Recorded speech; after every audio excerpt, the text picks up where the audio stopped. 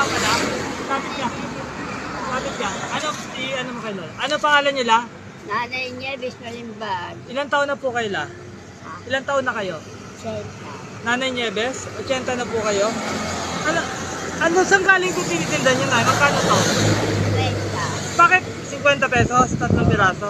Bakit nagtitinda pa kayo? Eh, wala ibibili ako ng gamot. Gamot? Anong gamot? Gamot sa bayawang. Gamot na baywang? Bakit nagtitinda pa kayo?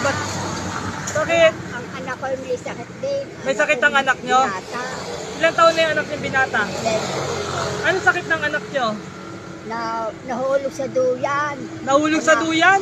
Napahata din sa Oh, ano nangyari? Nakahiga na lang? Nag-igip pa yun eh. Sabi ko lang, mag-igipat kirot ng kirot. Ano? Hinilot ko ay nabasa. O, ano nangyari ngayon? Namaga. Nabangga. Eh, taga saan pala kayo? Yan nagtatanim ng talong at ampalaya. Ito, papakita mo. Ito yung mga tinda niya. So, ano to? Tanim mo to? Tanim ng binata ko. So ibig sabihin, hindi na nag-aaral yung binata nyo. Ay, hindi na pumasok. Tumigil na. Pero, Wala ako pag-aaral eh. mga anak nyo, nasaan? Yun na yun. Tinda ako ng gusto babae. Nakakatulong naman sa inyo. Bahay sila kanila ako bahay.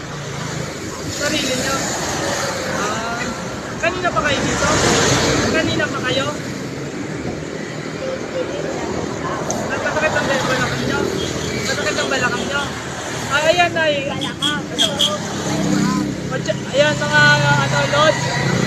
80 anyos na si Lola. Ito yung gusto ko talagang tulungan. So siya nagsitinda pa siya. Vlogger po kasi ako, Nay. Nagpa-vlog ko.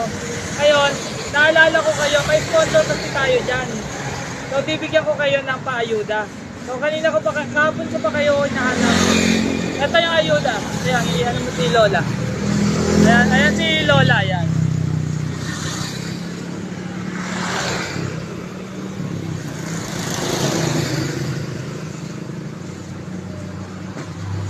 Kaya nyo bang buhatin to?